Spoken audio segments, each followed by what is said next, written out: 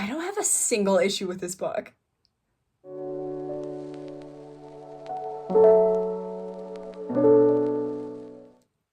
Hey lovelies! Welcome to my book review for Caraval. Y'all, this book was so good. I sped through this.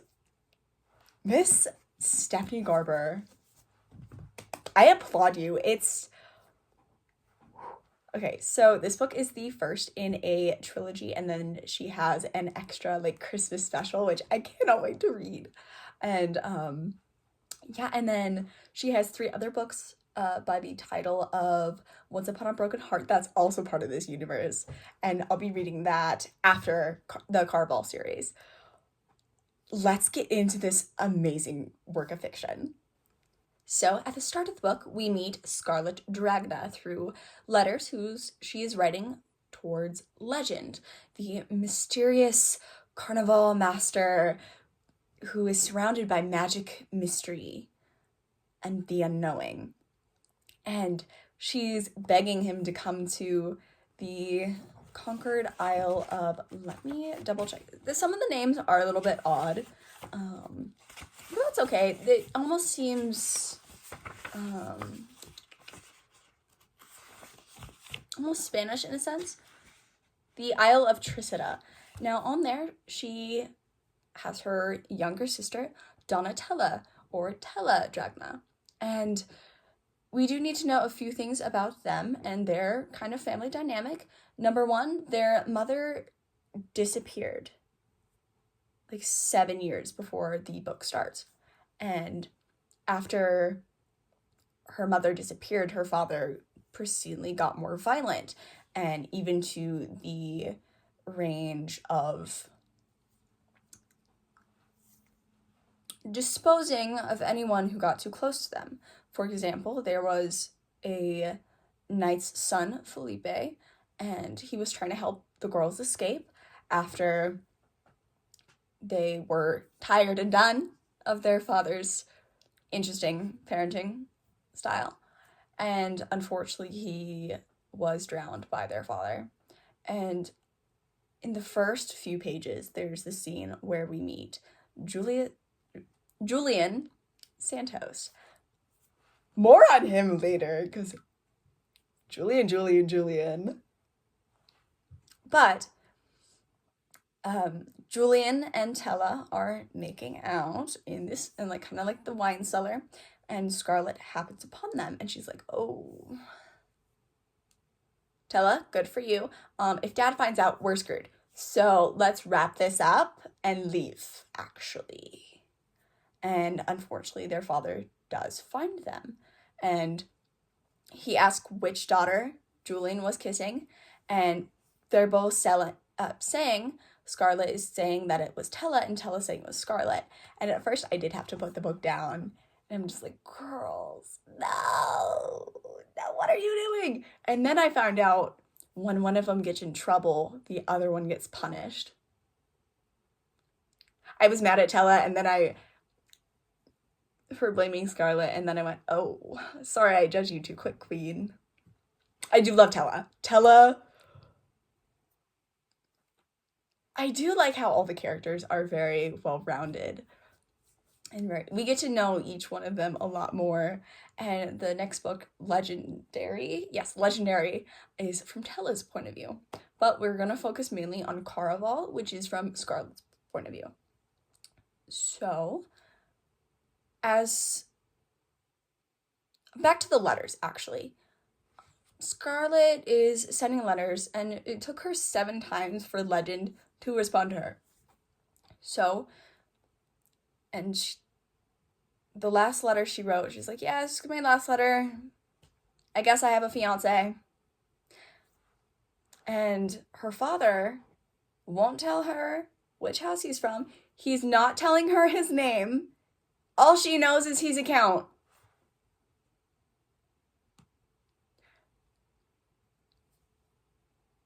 And when I tell you, I would take the parents in Heartless over this man so fast. Because they aren't allowed in certain parts of the house. They aren't allowed it's like super strict. It's like, dude, back off. You just, and it's not even like dangerous parts of the house. It's literally just renovations.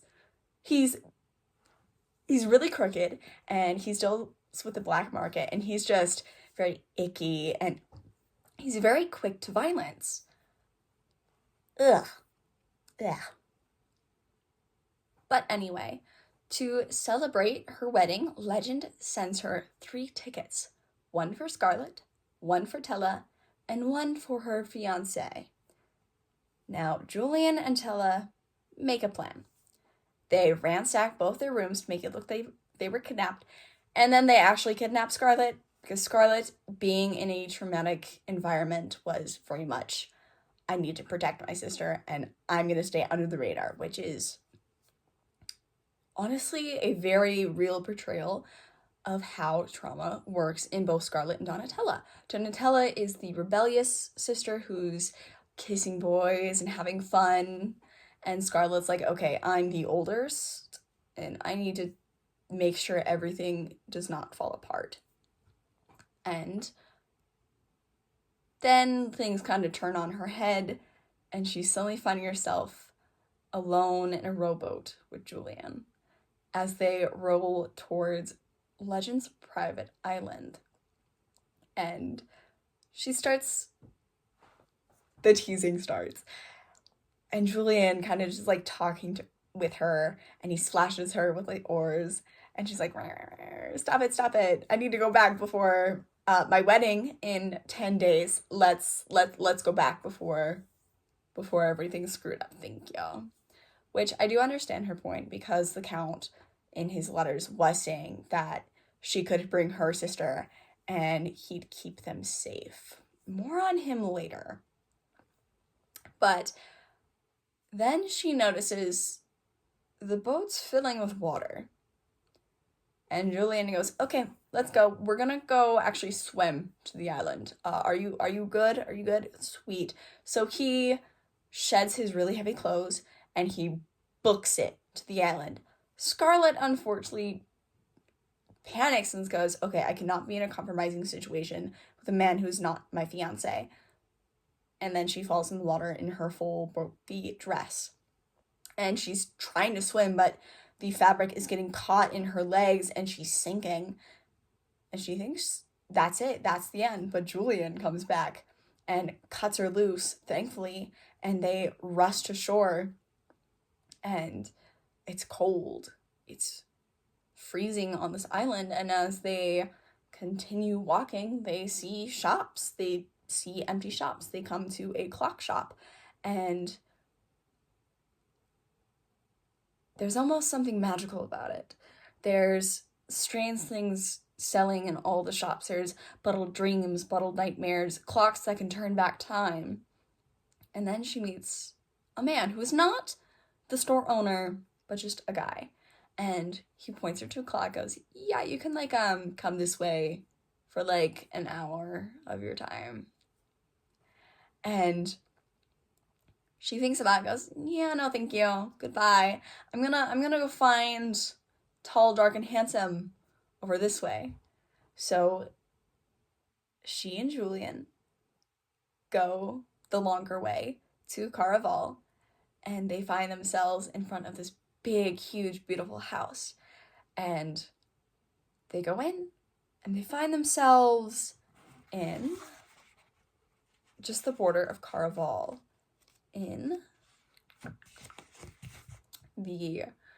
a balcony. And Caraval, I definitely want to show you this because the map is so beautiful. And it's almost like a fantasy Venice is what I initially thought when I saw the map. And, oh boy, it would be, okay, I don't know if it would be fun to go to Caraval or if I just want to watch, because Caraval is very much the place of, they do not trade in money, but they trade in almost concepts like a day of your time or your darkest truth or the last lie you told. And it's very fantastical and magical and just this great mix of danger and whimsy. Now, for Caraval, the days and nights are switched.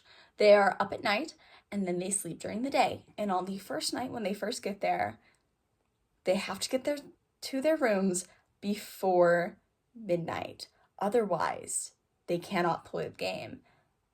But something's weird. Tell is missing. Scarlet can't find her sister, and Julian is saying that maybe she's just already at her room. So they try to go there as fast as they can, but time is moving far too quickly. So, as the last lights turn off for daytime, Julian pushes Scarlet into the place that they're staying, and the door closes. And the lady locks it, and Scarlet, dreading and feeling bad for Julian, goes, "Hey, that's definitely my fiance. That's definitely my fiance," which is the same excuse Julian used to get into the Caraval at the front gate when people were starting to get suspicious. And she's like, "I'm sorry, babe, I cannot do that." And then Scarlet mentions that Legend personally invited her. So Julian's let in. They go up to their separate rooms, which turns out to be one room with 2 doors. And Scarlet, panicking because one, she's engaged to another man, goes, "I can't sleep with you, there's only one bed. Peace out." And she leaves, and she meets Dante in the hall, but not before she hears Tella. There we go. And Tella's obviously with another man. And then that's the last time we hear from her for a good while. And then Dante comes in, and he's this arrogant, pretty boy with tattoos of roses. Dante is that character that's like confident, and I like him. He's petty. He's just a really fun character to read about. And so he starts to flirt with Scarlet. And Scarlet's not really having it because she still wants to be loyal to the Count. But because of their lies that they told to get in and have Julian get in, Julian is, for right now, her fiance. And she kind of lets Dante know a little bit after she clears the room. And that's it. Dante starts to go, okay. And the pettiness starts. He doesn't act violent towards her. It's more of just like you could have told me sooner, is how I read it. He is really petty though. And he's funny. I like him. I like Dante. And then she wakes up and she finds out her sister's room has been ransacked. And everything is everywhere.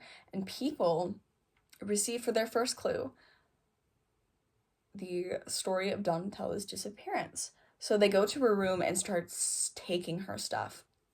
And Scarlet, distraught, is trying to take her sister's stuff back. And then she notices some stuff is also hers, so she's also trying to get that back. And especially her earrings, which are red glass, but her mother called them scarlet gems for Scarlet. And she's distressed because they were stolen. And a few chapters later, she and Julian go back to the room, and she's like, "My earrings," which honestly understandable. And because that is the last thing her mother gave her before she dipped town. And then she looks closer at the wall, and there's a card with a ship. No, a castle. You see, Tella always wanted to explore the world, so she would collect postcards with ships on them. Scarlet was always the one who wanted a fantastical life. She always enjoyed Caraval, and she would get ones with castles on them. And when Scarlet sees that, she knows that that's not how it's supposed to be. So she goes back with Julian, and then they get their next clue. Now more on the clues. The clues are such as follows. This is your first clue on the road to find her.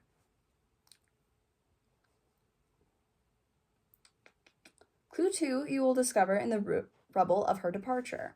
Number 3, you must earn. Number 4 will cost you something valuable.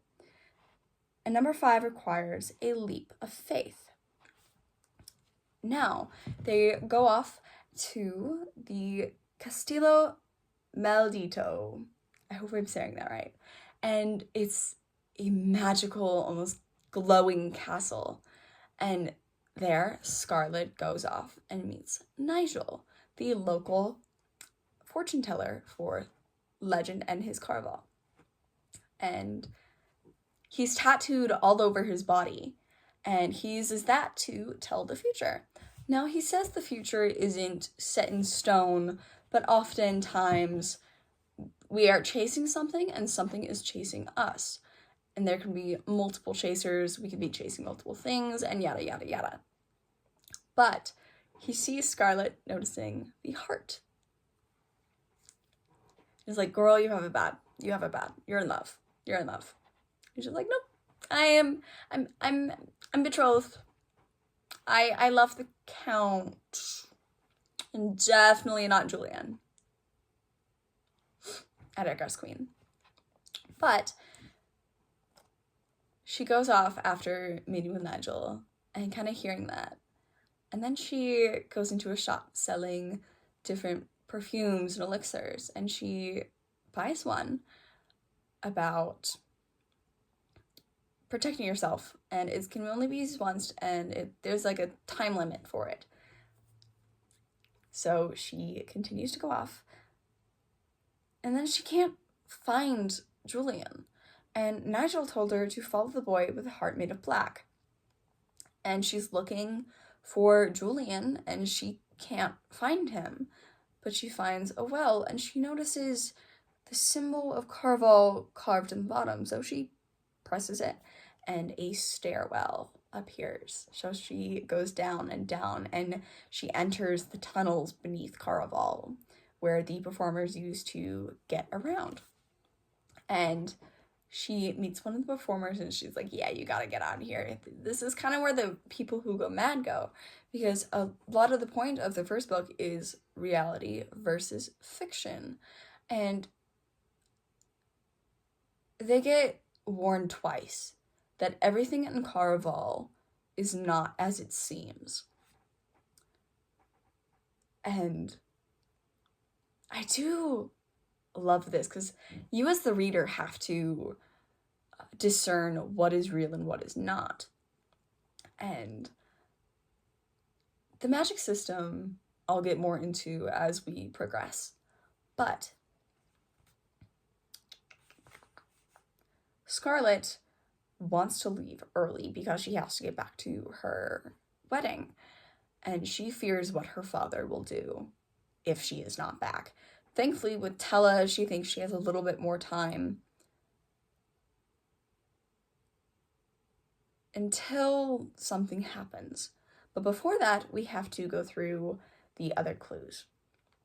Now, a few days after Aiko, she meets Aiko, and Aiko's one of the performers, and she has a book that tells the past of Caraval. And there's this mystery going on of her grandmother, Annalise, and Legend. Now, for Legend, he got his powers and magic by sacrificing them, basically. You see, Legend was part of this grand family line who were performers, but they were all awful performers. And he fell in love with their grandmother. And unfortunately, he thought he could have both when he was only warned he could have one. And true to that fashion, once he garnered this magical ability to have Caraval and all this other stuff, he lost Annalise to Scarlet's grandfather. And part of the magic of Legend is he cannot age and he cannot die. And neither can his performers, but any injury sustained during Caraval keep there. And after a few more hours pass, Julian is once again beat up. This man gets beat up way too often. He came home with a head injury. He came home, like, beat up. The man needs ibuprofen. But he comes back one night to see Scarlett stumbling around in their room. And Aiko, to trade for the knowledge of the book, said she had to buy 2 dresses because she was tired of the dress that Legend gave her kept changing because it's a magical dress and it changes with her mood. And she's like, I can't have that. No, I need continuity. People are going to wonder why I decided to have you change dresses mid-scene. No, go change. Thank you. And Aiko is a very fun character, and I love her so much. I wish we did see him a little more. I think we're going to see more of her in books 2 and 3, and maybe the Christmas special. But she's very much like a girl's girl. And unfortunately, she can't tell her deepest desire to pay for the dress, so she has to give up 2 days of her life. Now, she thinks it will happen at the end, but then she feels her vision starting to blur and go fuzzy. And it's explained to her that, no, we're taking this now, thank you. So she goes back to her room and Julian finds her. And using, they switch blood basically. And they each take a day. Julian.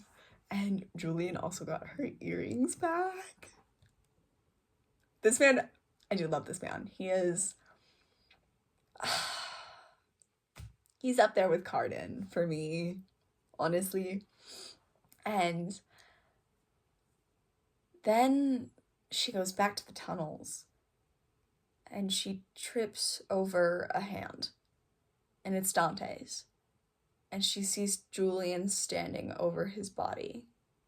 And Julian is like, not me. I did not kill this man. I found him.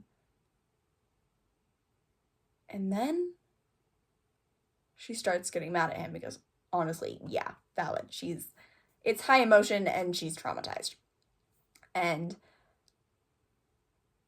they start arguing a lot. And at one point, they're arguing in her room because he's hurt and everything's just not the best. And then she goes out the hall and hears her father. And Julian and her basically book it as fast as they can to the tunnels again. But she's confused about Julian because when she was dreaming, she looked through the book in like a dream type sense, and she saw Julian in a top hat, which Legend is famous for. She's like, is this man actually Legend? Is he actually just fooling me around? Is he kissing me just for funsies? Am I a joke to him? And back in the tunnels, Julian's like, babe, I'm definitely not Why would you think that? No, I'm not Legend. And unfortunately, the Count and her father catch up, and they tear them apart, and Julian gets a cut across his cheek, and Scarlett is basically being brutalized by her father, and the Count's just kind of standing there. And that's when I changed my mind, because I thought Julian was actually going to be the Count, and he just like popped over to be like, what is your father doing? Your father sounds like the worst man to ever grace this planet. And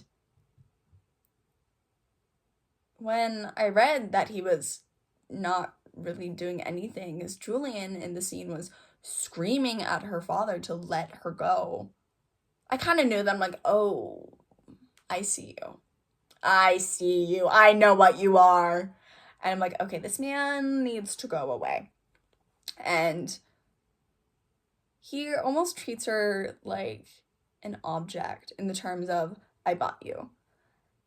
And then she's taken up back to her room, and he's about to be intimate with her, and she's like, no, let's not. And he's like, it's fine. But then she remembers she has that elixir, so she can get away. So she takes a fire poke after she's been like stoking the fire, and starts to threaten him with it. And then she hits him with the elixir and ties him up and runs and books it. Julian, meanwhile, falls out of the wardrobe where the entrance to the tunnels in their room is hidden. And of course, he's once again injured. And they basically book it out of there. And then they go back to this organ player, which she met a few nights before with Aiko. And she starts looking in these thorn bushes with Julian. And she finds the symbol for Caraval. And she pushes it. And she goes into the hole and falls into the water. And she's fighting. And she's cold. And she's wet. And she's kind of miserable. And she's hurt because of the thorn through the roses. And she's in a mental panic because her father's there. And the Count is not as she thought he was, unfortunately. And Julian is left behind because, one, he's not doing great. And she looks up. And Legend himself helps her out of the water. And he's insane. He's mad in all sense of the word, and he's just there. And he gives her an invitation to her sister's funeral the next day. And of course, she's in full panic mode. But then she finds her sister. And Tella is on this balcony with not a good railing. It's very low to the ground, so anybody could trip and fall. And before she goes up the stairs to meet her sister, Julian appears. And he confesses. He's played her this whole time. And it's all just been a game. And he's working with Legend. Except he gave her like this pocket watch with directions to a ship so she could escape. And she opens it and there's a message from Julian going, he's trying to tell her the truth. And then Legend stabs him. And Scarlet holds him as he passes. And I cried so much. But then she's like, okay, if I win, I can get the wish. That's the prize of Caraval, and save him and save my sister. We're chilling. We're big chilling right now. So she goes up the stairs. She sees her sister for the first time in days, goes, okay, we gotta go out of here. And Tella, my sweet, sweet girl, is like, what do you mean we're fine? Let me help clean you up, because girl, you are a mess. And Scarlet is trying to convince her sister to book it. Honestly, if it was me with my siblings, I'd be like, no, go get to the car. I will carry you. But like, honestly, spoiler, but Tella is such a good actor. I'll get more on this later. But just like, I did not suspect a thing for the plot twist. And then Tella wants her to meet her kind of love interest, her fiance, David. And of course, it's not David, it's Legend. And Scarlet immediately starts berating this man. And then her father comes out with the Count. And it's a whole mess. And she gets tied up. And Donatella is going too close to the edge. Everybody's panicking. And then Tella jumps because she is done with her father. And she's like, yeah, I know you want me so you can control Scarlet. So bye. And she jumps.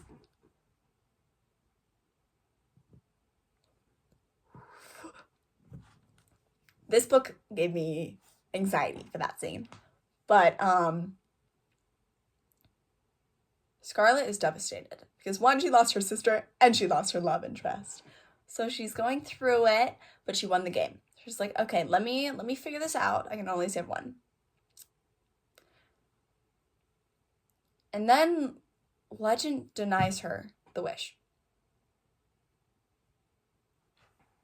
And she is thinking it's because she's a daughter of her grandmother's line. Because she has this idea of because her grandmother was like scorned legend, he's now after her, which thankfully, but unfortunately there has been casualties for Caraval, and she's like, I'm gonna be another one. Fun, I guess. And there's a plot point with Rosa who, okay, so she's pretending, okay, so Dante is pretending to be Rosa's ex-fiance after legend made her fall in love and then herself. Julian is pretending to be Rosa's brother. They're not actually related. It's a whole thing, I guess. But it was all an act, but unfortunately Rosa's death was, in fact, truth. And Scarlet, devastated, wishes for her sister to be back to life. And of course, Tells like, surprise, Shadi! Yes, I did. Yes, I did. I did pass, but I'm back now because you do have the ability to wish. It's just legend, and the placeability effect took place so you could like do it without doubt. Kisses! And when I tell you, I just sit back and just be like, Tella.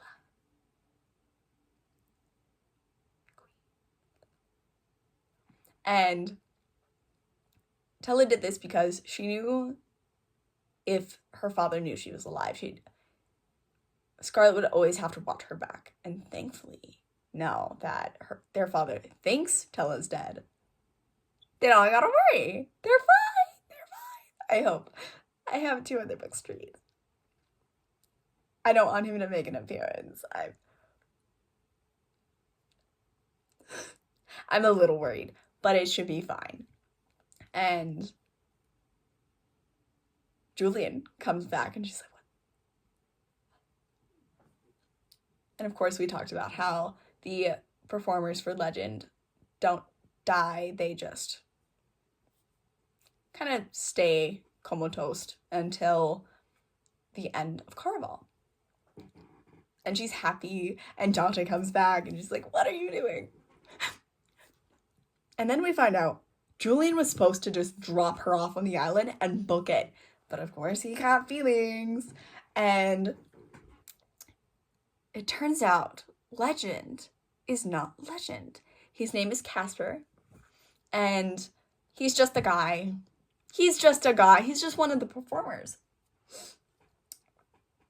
And Legend himself is real, but he does not make an appearance.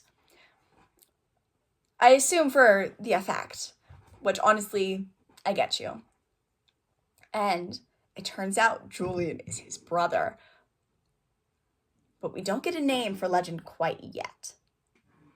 And then the funeral invitation is actually a party invite. So they go party it up. And Scarlet's kind of worried because she's like, what if Julian was just playing? What if this was all part of the act? And Tell, of course, pushes her sister. And they kiss. Julian and Scarlet kiss. And they're so cute together. I love them so much. And then Tella's dancing. She's having a good time. She's drinking. And she's dipped by someone. And she feels something go into her pocket. And then the guy just disappears. And we have no idea what is happening. Let me go find, actually. And then she gets a letter and a coin. And she's like, whoa, okay. And I'll read you this because I do want to read this in full because I don't want to... It's very important to the story and the next book. Just do this. There we go. Dearest Donatella, congratulations on escaping your father and surviving Caraval. I am pleased our plan worked, although I had no doubt you would survive the game. I'm sure your mother will be quite proud, and I believe you should be able to see her soon. But first, you must keep up on your end of the bargain. I hope you haven't forgotten what you owe me in exchange for all that I've shared with you. I plan on collecting my payment very soon. Truly yours, a friend.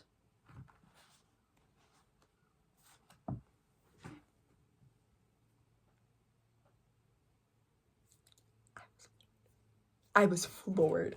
Just...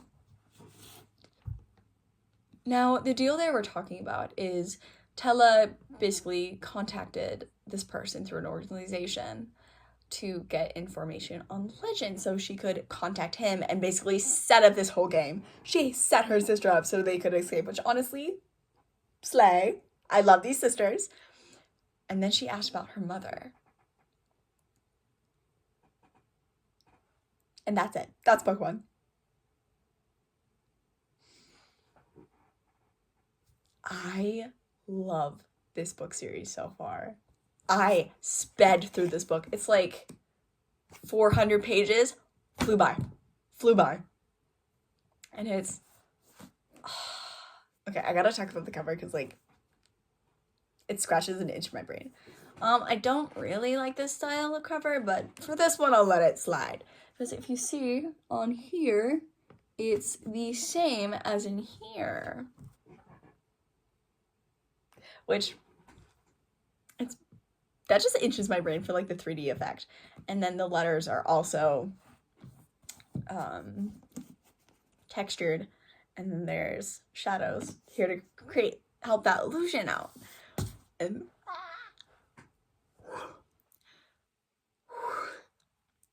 this book, it's very much a fun read with stakes, and I wouldn't say it's an in-between book. It's more of a, it's a good book. It's just more of a, you definitely do have to be a little bit prepared. Not as prepared as, like, say, Heartless or The 7 Husbands of Evelyn Hugo. But it's still a book where you have to be in a good mood to read. I would not read Heartless before this book. No way. But yeah, it's such a good book. And the characters are just, again, so well-rounded. And Julian.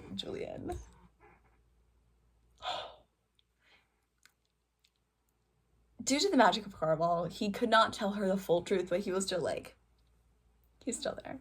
And their plan was for Dante to take Julian's place. But, Julian made a bunch. And even Scarlett admits that if she had met Dante first, he would have been it. But I love this book so much. It had me giggling, kicking my feet, crying. It does hit pretty hard when Julian passes. I was just so glad. I was like, I know there's 3 other books. I know he's the main guy. He can't. No. Thankfully I wasn't, like, denial, but I knew it. And they're so sweet together. Scarlett and Julian make such a really cute couple. And he gets up on her, she gets up on him. It's very much a fun, playful dynamic. And he helps her a lot through her fears and anxieties, which I do love. I love seeing them grow as people together. And I can't wait to read the other books in the series and then hop over to Once Upon a Broken Heart. This honestly is top shelf for me. Top shelf. 5 out of 5 every time. But yeah, that is it for the Caraval review. Next week, I don't know what I'm doing. I might skip next week for a long form video because we did have a slight issue with a pipe breaking and we had to move a bunch of stuff and we have to figure that out. I'm filming this on Monday and it happened yesterday on Sunday and I have papers to dry. So there is going to be a slight dip in the quantity of content, but it's just until I can figure this out, which thankfully we didn't have a lot of damage. It's just drying a bunch of papers and stuff and that. But next week I'll probably try to do at least a 5-minute drawing video or something. I'm having ideas probably for Camp of the Forbidden, the book I'm writing. I'm probably just doing like a small sketch for that. Because I do want to illustrate a little bit of that book. Slightly. I'm holding off on the cover for that, honestly, because I'm figuring it out. I have it figured out, I just need to, like, put it to paper. But then again, I need spoons for that, and I don't have a lot of spoons right now. But we'll see. We'll see. And hopefully it'll be okay. It should be fine.